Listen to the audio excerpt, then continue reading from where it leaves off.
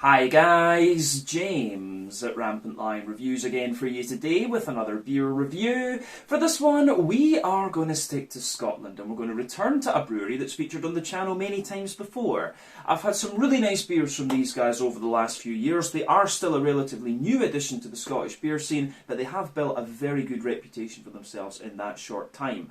If anyone was to ask me about this brewery, I would say that they're definitely best known for their kind of New England hazy, whatever you want to call them, IPAs. But they have been doing a few different styles in recent times that have also been very good. Some nice big fruity sours and some big imperial stouts as well. But the beer we're going to have a look at today is a style that these guys can do very, very well. One that I've had from them many times before. And this is one of their latest releases and also supposed to be a very nice example of that particular style. So needless to say, I'm very curious to see what this one is going to have in store for us. Hopefully it's another good beer. Hopefully it makes for an interesting review. And as always, I hope that you guys watching enjoy my take on this one as well. So yeah, for this review then, we are going to head a little bit to the west of me to Glasgow. We're going to go to Yoker to be precise, and that means that we're going to have a look at yet another beer from the wonderful Overtone Brewing Company. So this particular beer is called Bridge or Cloud.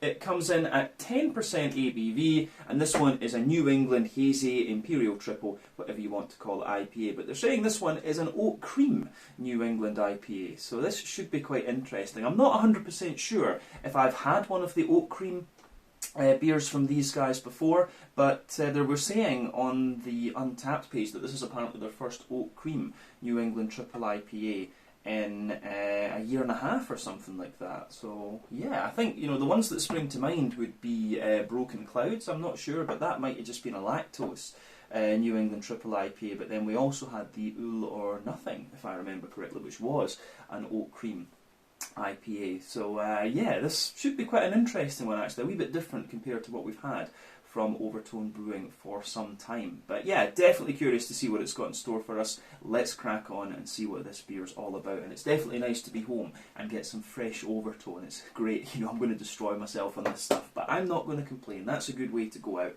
But yeah, as always with my reviews then, I'll tell you a little bit about the brewery before we taste the beer. If you want to get straight to the tasting, just fast forward. All the usual links can be found in the video description below. That's the brewery website, the link to my other reviews that I've done from Overtone Brewing Company before, and we will no doubt add more to that list in the near future. But there's all the usual social media down there. If you want to see more reviews, do please consider subscribing to the channel. The support that you give is massively appreciated, and remember, you can go into the channel homepage and search for beer using the geography tagging systems. Just go in there, use the little search bar, put your hometown, state, county, whatever you like. If I've reviewed beers from the area that you search for, they will pop up. Failing that though, you can check out the playlist of beers from different countries. This one can be found in the Scottish playlist along with a number of other things that will be getting added to very regularly over the next little while, of course, and you can of course check out the playlist of beers from different countries as well.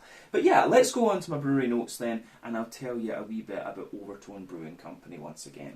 So, Overtone Brewing, as I've mentioned to you already, are based in Glasgow, Yoker to be precise, and the company was founded back in 2017 by Bo Wei Wang, who is originally from Beijing in China. Now, he had been a home brewer for a number of years before he decided he wanted to go commercial and found his own brewery. And the name Overtone is taken from Bo Wei's love of techno music, and that's why you get these kind of round doll pieces of art on the front of the cans. I'm not sure if it is actually him that designs these for each beer that's released, but yeah, they're very, very distinctive, needless to say. But Bo Wei Wang hired Dan Miller to come in as his head brewer. He's from New Hampshire in New England in the northeastern US. He'd previously worked as a head chef, but also as a brewer in England, New York, and then he also worked in Scotland for 6 Degrees North, who do some very nice Belgian-style beers that I would recommend you try. But also involved at the brewery is Martin Conahan, who worked in the craft beer scene down in New Zealand for a number of years. He does take part in the brewing sometimes, from what I understand, but is a little bit more involved in the business side of things these days. And they do also have Charlie Irving in the brewing as well. And he comes from a background of home brewing and previously worked for another local brewery in Glasgow before joining Overtone. But the brewery itself can be found in the New Albion Industrial Estate in Yoker near Renfrew and Clydebank, which is where my grandparents were from, and they began operations there back in 2018.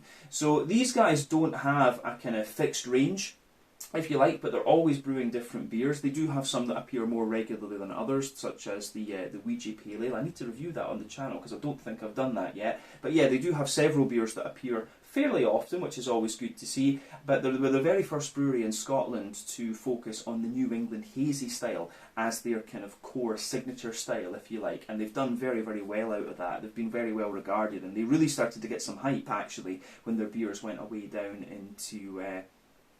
into England, and that's when Overtone got a lot of attention.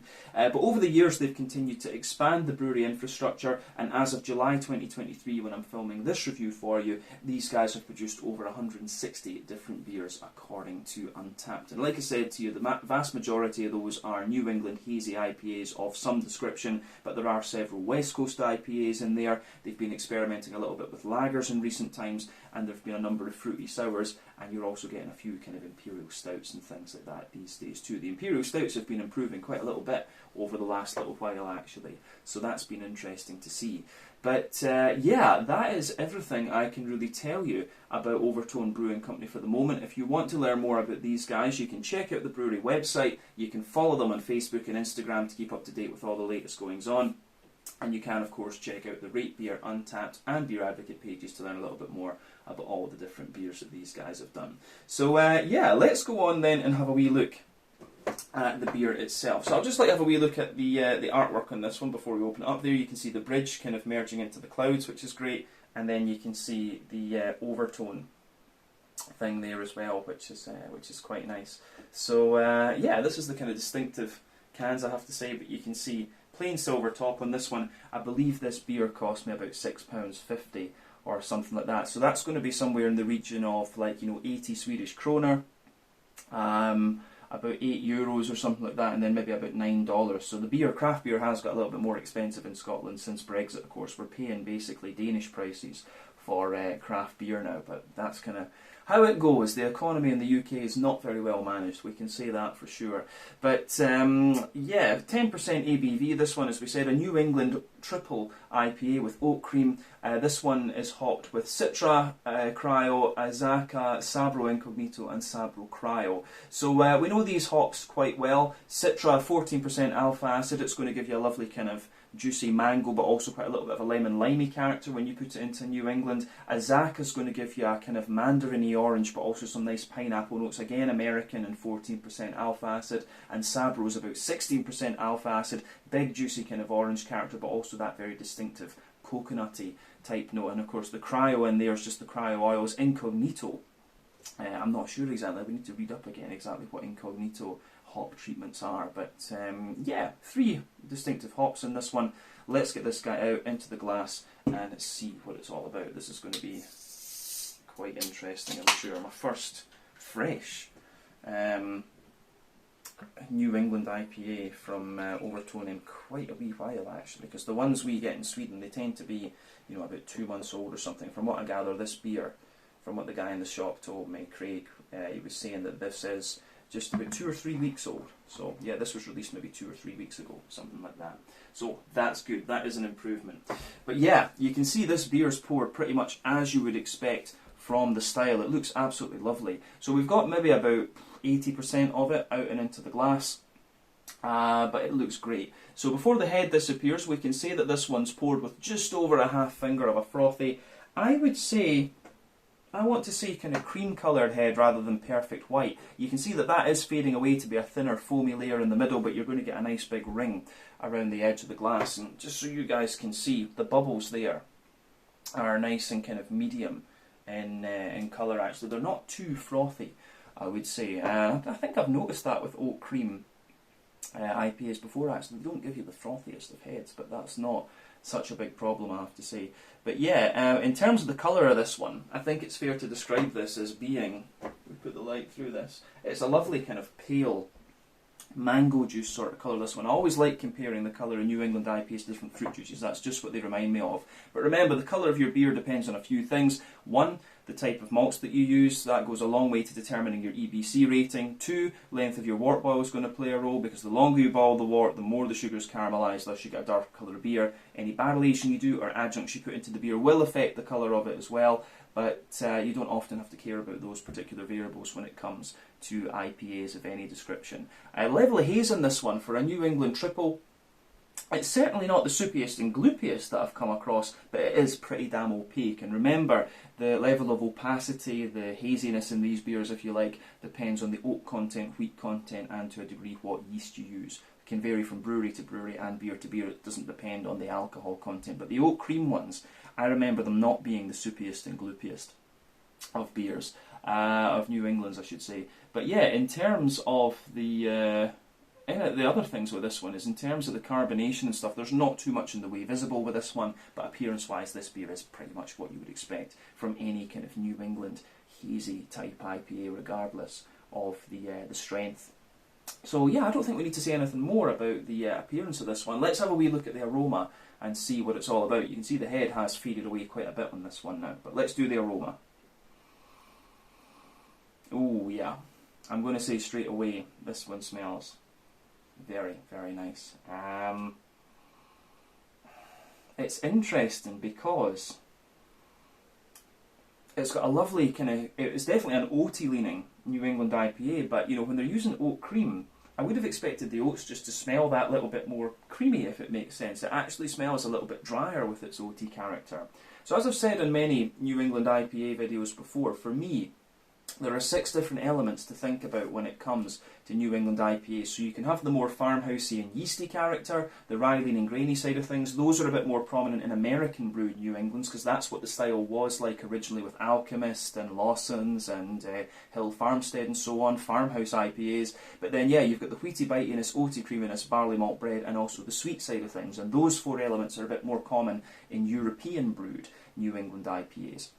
But yeah, with the oatiness in these beers too, you can often use the oatiness as a sort of measure as to how fresh your New England IPA is going to be. And essentially, the creamier it smells, the fresher the beer is going to be. The kind of drier the oat smell, the older the beer is going to be. But with the oat cream ones, especially this one, it would be, if I didn't know I was looking at an oat cream IPA, I might think this one wasn't in its freshest condition, because the oats do come across as just being a little bit drier. So maybe this is something for me to think about going forward. But yeah, it's interesting for sure. But yeah, I've gone away on a tangent there. In terms of the aroma of this one, yeah, you do get a good little bit of wheat coming out of this one as well, I think. It has just got a little bit of that wheaty bitiness coming out of it too. But I just see it says on the can there's no wheat bit. As I say, if I was doing it blind, I would say there's a wee bit of wheaty bitiness in the top of the nose. But yeah, you can smell a little bit of kind of fresh white bready bread crust in there. A little bit of Jacob's cream cracker too. Teeny little bit of like woodiness or something like that, but that's very, very minimal. So yeah, fresh white bread crust like hedgehog roll, little bit of cracker.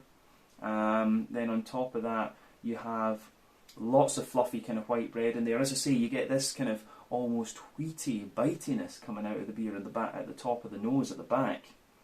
And then yeah, you do have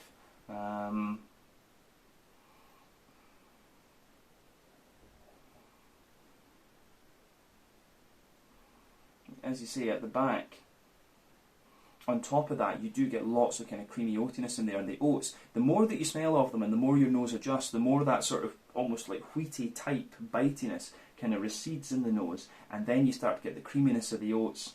You get a little bit of dryness out of them as well. And there is just a little touch of sweetness coming out of this beer too, which to be honest you would expect when it's 10% ABV.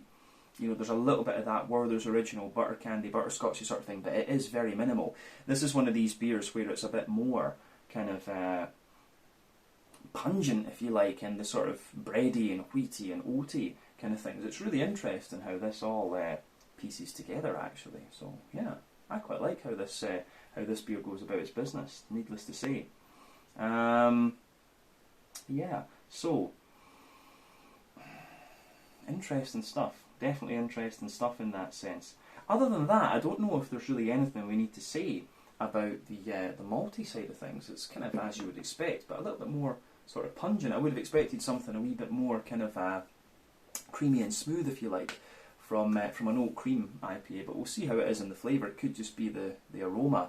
But yeah, in terms of the green component of this beer, you've got a little teeny wee bit of, I get a wee teeny bit of earthiness in this one, but very bright floral aromatic characters and some nice zesty grassiness as well. I think the Citra is the one that's going to be most responsible, if you like, for the grassiness in this beer. But remember, when it comes to IPAs, you have 3 different types of hoppings. So if we use a 90-minute wort boil as our model, you've got early addition hopping, which takes place in the first hour of the wort boil. That gives you mainly bitterness, and in the aroma it's going to give you a kind of deeper, danker aroma. In the flavour, of course, it's going to give you those sort of piney, resiny notes. But then you've got late addition hopping, which takes place in the last half hour of the wort boil. That gives you a nice kind of big, bright aroma and a flavour as well, and that's mainly responsible for flavour and aroma, but a little bit of bitterness. But then dry hopping, which takes place after the wort boil is complete, that's all about flavour and aroma, and it gives you again a kind of bright flavour and aroma rather than being deeper and danker. New England IPAs tend to rely on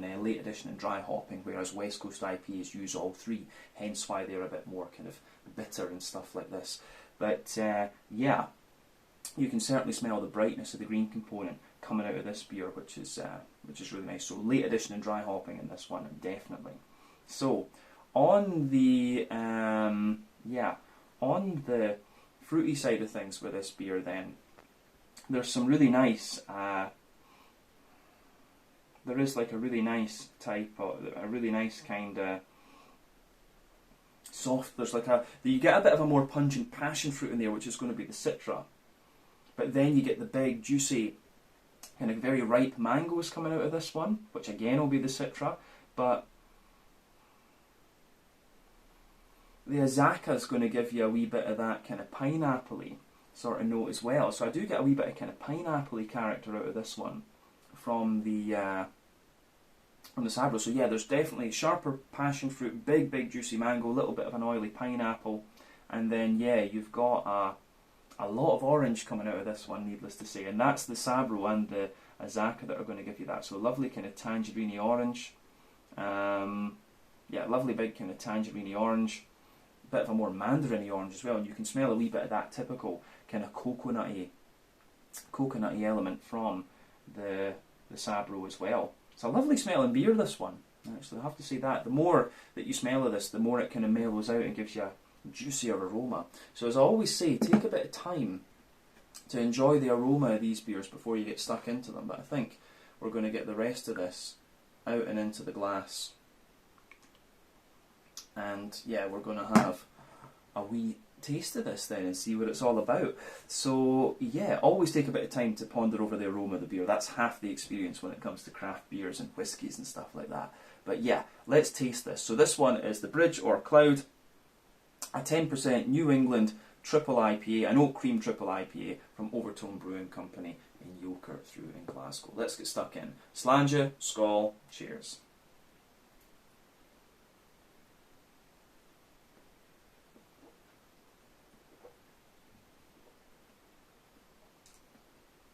Oh yeah.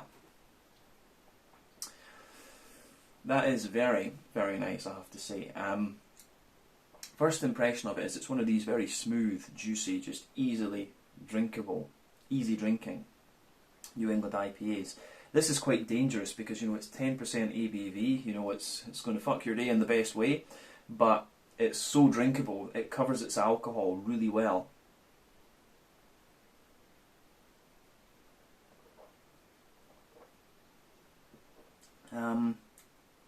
Yeah, really cool to try. Took a little bit of that down the wrong way there. Really cool to try Overtone once again. As near fresh as you can get. This is damn good. So a big thumbs up to the guys at Overtone with this. So yeah, you can see the impact of the oat cream. This is just a very, very smooth, almost like silky New England IPA, and at 10% ABV it's just ridiculous.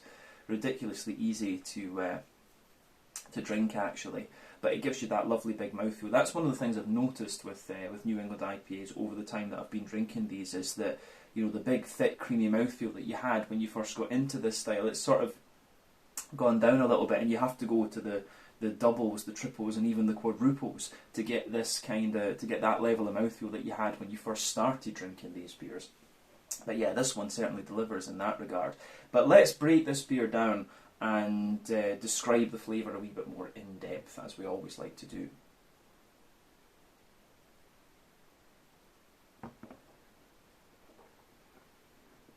So, flavour-wise then, we'll start in the middle third of the palate as we always do. So the backbone of the beer, you've got a lovely little bit of that kind of fresh, white bready, hedgehog bread crust in there. So that that forms the backbone of the beer. Further forward on that middle third of your palate, then you get a nice little bit of a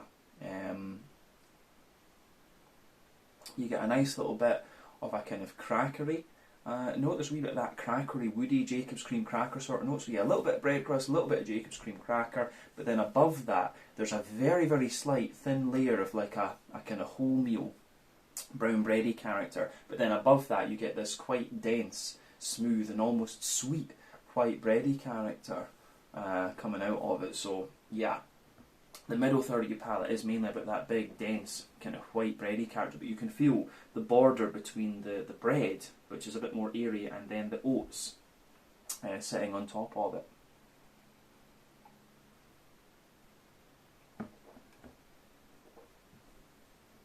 So yeah, the oaty character that comes out of this one is, the oaty character is really very, very nice. You feel it's got a real just kind of thick, smooth, creamy density to it, as you would expect. So that sits above the bready layer, and you can feel as you go down the middle line of your tongue, you start to get the kind of creamy, sweet aspect of the oats in this one, which is great. But as you move out toward the edges of the palate, you've got a little bit more of a you do have a little bit more of a kind of oaty dryness in there, but yeah, the oats kind of maintain their density and their kind of smoothness within that layer. The middle third of your palate in this beer is actually quite straightforward and quite simple in a sense, but it works. It does work really, really well, and it just makes the whole beer very easy drinking, to be honest with you, which is crazy to say for a 10%er. But yeah, if you go to the dead centre of your palate, then the middle third of the very middle of your tongue, you can feel there is a little bit of a concentration there, like a Werther's Original butter candy, butterscotchy type thing out of this one, which I think is quite nice. But it's not too sweet, that's the thing. This beer is more a kind of smooth, creamy affair rather than being very sweet, which some of the bigger New England IPAs can often be. But this one finds a good balance there. So if you want a big, smooth New England Triple IPA, obviously the thing to do is to use the oat cream rather than using your standard malted oats and Golden Promise and all this.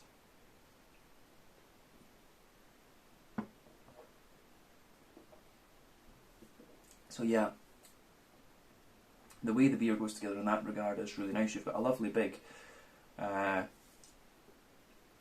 you do have a lovely big kind of just oily creaminess there, and it gives you a wee bit of sweetness the further into the aftertaste that you go. But I think, in honesty, that's everything that's probably everything that we need to say about the middle third of the palate in the beer. It's quite straightforward. So onto the back third of the palate then, the border region between middle and back third of your palate. You get a little bit of bready build up in there, some white bread, maybe a little touch of wholemeal brown bread underneath and a bit of white bread on top, and then on the back third of the palate you're getting similar layers. You're getting similar layers to what you would beyond that. Yeah, you're getting similar layers in that back third of the palate to what you would in other places. So yeah, it just comes out in different intensities. But remember, as I've always said, sweeter flavours come out further forward on the palate, more dry and bitter flavours tend to come out further back. But yeah, the back third of the palate, you've got the bread crusty layer there, which feels a little bit dry and a little bit drier and a wee bit more kind of bitter and things. So yeah, then above that you've got the crackery layer, which again is a little bit drier. Then you get a wee bit of a wholemeal brown bready layer, which feels a little bit taller and more airy. Then you've got the white bready layer, which sits above that, which is quite a bit more tall and airy in comparison. And then you can feel some of the drier aspects of the oat cream just creeping over the top of that back third of the palate. And then of course you get, above that you start to get the more the yeasty aspects out of the beer. So let's have a wee look at that kind of yeasty flavour that you get.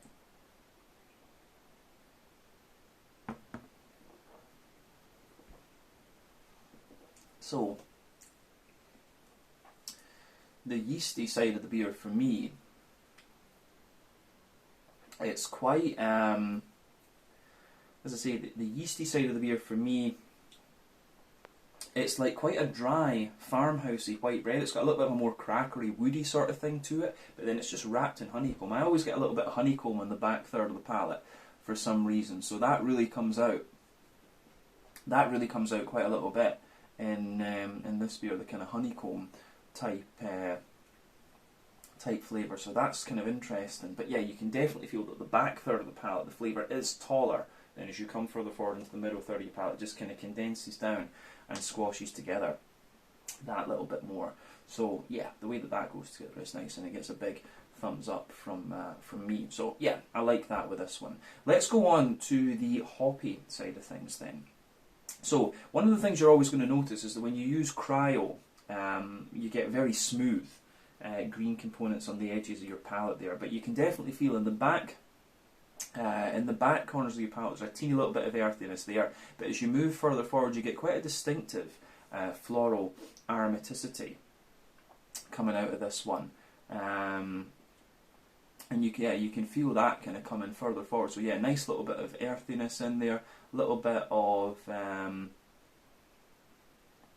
how do you say, you've got a nice little bit of floral character in there, like a deeper, danker, like almost piney resin character further forward, and then you get the more kind of floral aromatic sort of thing coming out of this one as you reach the kind of front corners of the palate. Around the front curve of the tongue, it's a little bit lighter and more grassy, and yeah, the way that that goes together I think is really quite nice in fact. So yeah, interesting stuff in that sense. The green component in this one is very smooth, but at the same time it does give you a wee bit of that deeper, danker and slightly spicier floral aromaticity. So yeah, interesting to see how that works. On the front third of your palate then, so the border region between front third and middle third of your palate, you've got a nice little bit of a kind of bready build up in there, so you can feel that little bit of wholemeal brown bread and a little bit of a white bready character as well.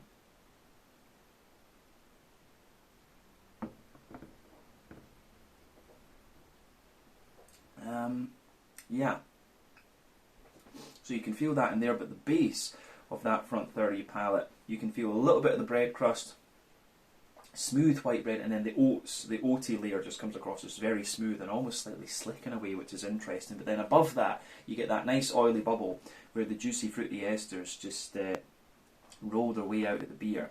So yeah, we can look at that now.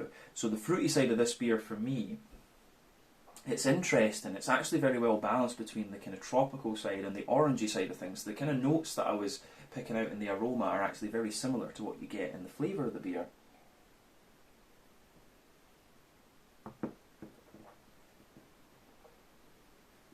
So, at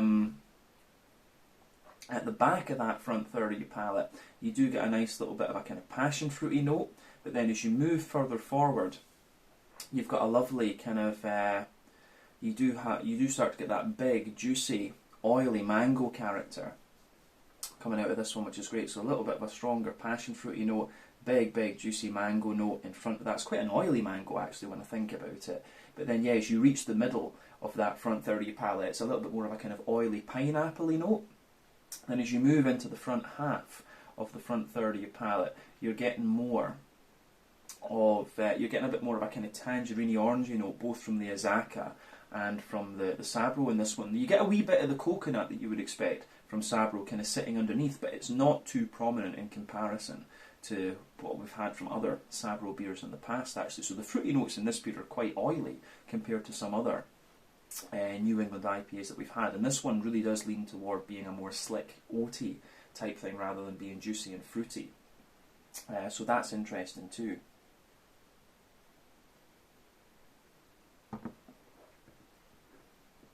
So yeah, the way this beer goes together, I think, is really quite nice. Yeah, interesting stuff actually. This one I have to say, but a very, very good beer, and it covers its alcohol ridiculously well, so you have to give Overtone credit for that. But yeah, I think that's everything we need to say about the flavour of this one, to be honest with you. Yeah, So to round off then with the mouthfeel, I would say that this beer is quite, you know, for me, this beer, it's pushing, it's top end of mid-bodied, bottom end of full-bodied. The carbonation is very smooth. It's quite creamy, actually, but it's still got a little bit of oily slickness to it, which is kind of interesting. In terms of IBUs, I think this is maybe 40-ish IBUs. It doesn't blow the head off you in terms of bitterness, but 40, maybe 50 at a push seems kind of reasonable for this beer. The malt base, like we said, it's a bit of dryness underneath, a bit of smoothness in the middle, and then you've got a little touch of sweetness to it, but mainly a smooth kind of creamy malt base, this one. And then the fruity characters for me are a little bit juicy, but more oily rather than anything else, and you've got a good balance between the kind of tropical side of things and the more orangey type note as well. But I think the further into the aftertaste you go, you can feel the more oily orangey character become a bit more dominant, I would say. But yeah, all in all, another lovely, lovely beer from Overtone Brewing Company. But yeah, that's to be expected, to be quite honest with you. So yeah, I think we can leave it at that. This one was the Bridge or Cloud, an Oak Cream New England Hazy, whatever you want to call it, triple IPA at 10% ABV from Overtone Brewing Company in Yoker in Glasgow here in Scotland. Once again, thank you for watching my beer reviews. Until the next time, please like, subscribe, share, all the usual YouTube stuff. Let me know your own thoughts on this beer in the comment section below. Let me know what your favourite beers are from Overtone Brewing Company as well, and we will no doubt return to these guys again at some point in the very near future. But until then, Slàinte, Skål, cheers, and I will see you guys in the next one. Check out my social media, check out theirs, and there will be more Overtone on the channel very shortly.